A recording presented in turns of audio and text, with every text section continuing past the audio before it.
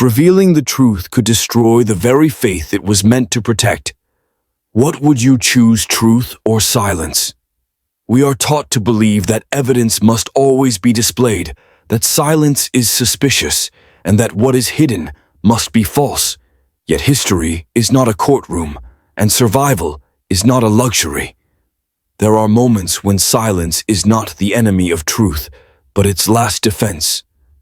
Skeptics raise a fair challenge. If the Shroud of Turin is real, if it truly bears witness to the resurrection, why does it seem to vanish from the early historical record? Why are there no public proclamations, no triumphal displays, no clear references in the first centuries of the Church?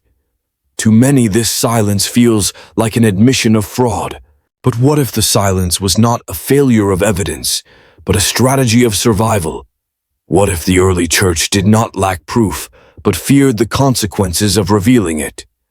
In a world ruled by Roman power, religious law, and persecution, displaying an object tied to a crucified king could have meant destruction.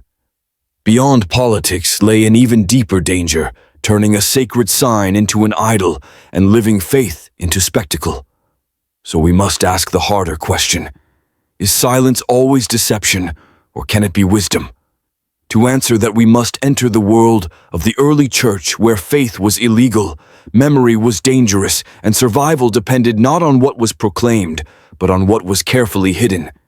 Because if the shroud was never meant to disappear, the real mystery is not why it was hidden, but how truth survives when it cannot afford to be seen.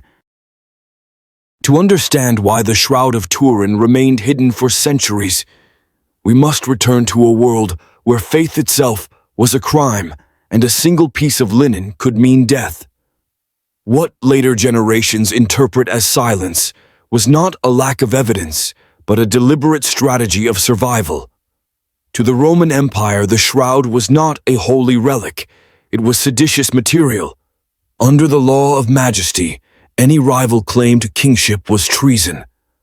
A cloth bearing the image of a man executed as the king of the Jews would not have been seen as a miracle, but as a revolutionary banner. Words could be denied. A physical artifact could be seized. Revealing the shroud would have endangered entire Christian communities. Yet Rome was only half the threat.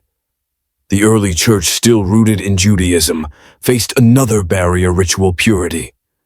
According to the law, contact with a burial shroud brought spiritual impurity and exclusion from worship.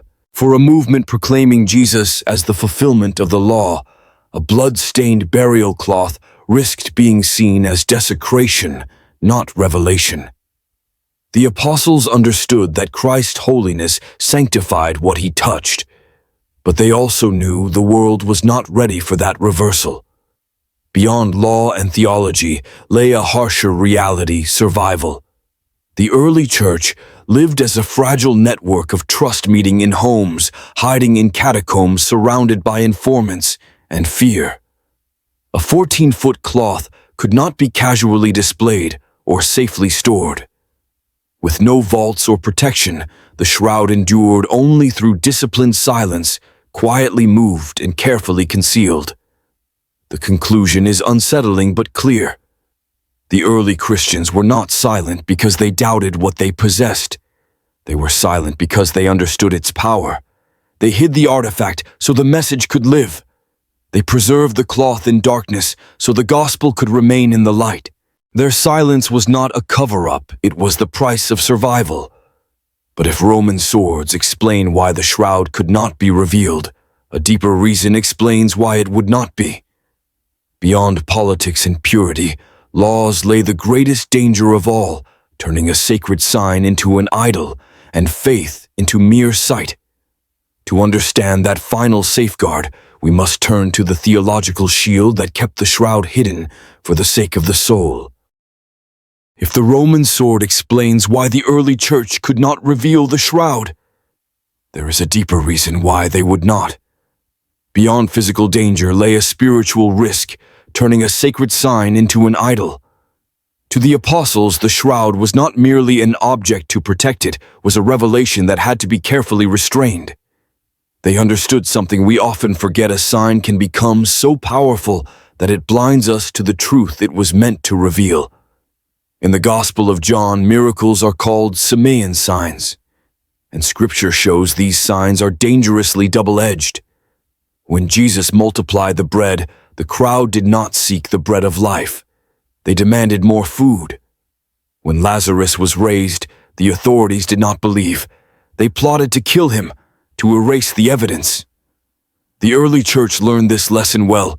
Overwhelming proof does not always produce faith. It can produce control obsession, or the urge to possess the divine. This raises a profound question: if faith depends entirely on proof, is it still faith, or merely certainty? Jesus did not condemn Thomas for seeking evidence, but he pointed to a higher maturity. Blessed are those who have not seen and yet have believed. The church sought to protect that sacred space of choice. Undeniable physical proof would not invite trust, it would compel acceptance. True faith requires distance, not pressure. A decision made in the quiet of the spirit, not under the weight of a laboratory result. This is why we see a crucial divide between East and West. While the Western mind leaned toward legal proof and forensic clarity, the Eastern Church, where the shroud was preserved, embraced a theology of silence. They spoke of the archiropoieta, the image not made by human hands. This was not deception, but protective ambiguity, a way to honor mystery without stripping it bare. In Scripture, what is most holy is always veiled, from Moses' covered face to the curtain of the Holy of Holies, to the empty tomb itself. The early church did not hide the shroud to erase it, but to prevent it from replacing the risen Christ. It was meant to point beyond itself, not become the object of worship. So they guarded the mystery, protecting spirit from sight and faith from becoming. Fixation. And yet, silence does not mean disappearance. It means transformation. The shroud did not vanish. It changed identity, waiting for a time when humanity could see without being blinded. To trace that survival, we must now look for a missing image. Hidden in plain sight, the mystery history remembers as the Mandylion. If the Shroud of Turin had to remain hidden to survive, how did it pass through 1,000 years of history without disappearing? The answer may lie in one of the most effective acts of hiding in plain sight. The shroud did not vanish it, adopted a new identity known to history as the Mandylion. This is not merely legend. In 944, the Mandylion was brought to Constantinople with imperial ceremony and treated as a guarantor of divine protection for the Byzantine Empire. Yet no contemporary source describes it as a painting. There is no mention of pigments or brushstrokes. Instead, it is consistently called an imprint, an image, or the akarapoieton image, not made by human hands. The language itself is deliberately guarded. The physical mechanism behind this disguise may lie in a Greek term found in Edessan texts, Tetradiplon, folded in 8. When the 14-foot shroud is folded, according to this geometry, the full body disappears from view, leaving only the face centered in a small frame. What the world knew as the Mandylion may have been the shroud's public face. This was not deception, but survival strategy. A large, provocative burial cloth invited destruction. A small portrait did not. It was portable, defensible, and politically safer. Only those who knew how to unfold it understood its full reality.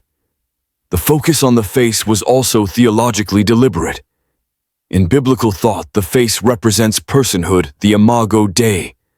The early church prioritized the who before the what, allowing believers to encounter the person of Christ before confronting the brutal trauma of his execution. The wounds were not denied, only delayed. This theological caution proved decisive during the centuries of iconoclasm when religious images were destroyed en masse. The akarapoieta survived precisely because it occupied a protected category, neither artwork nor idol, but divine manifestation.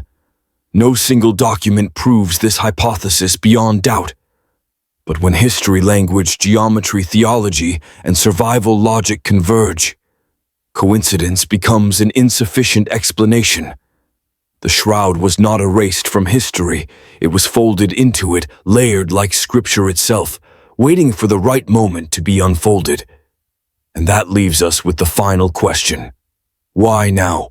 What is it about our age that has allowed the silence to break and the cloth to be seen whole at last?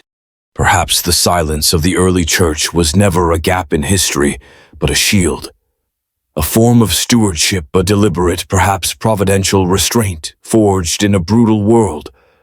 They did not hide the shroud out of fear alone, but out of responsibility, protecting it from Roman swords, from superstition, and from the volatility of politics. There is a final irony history refuses to ignore. Had the shroud been exposed too early, it may not have survived the fires of history, persecution, iconoclasm, crusades, and decay. Instead, it endured. Preserved not for the ancient world, but specifically for us, for an age capable of examining it with science, skepticism, and moral restraint.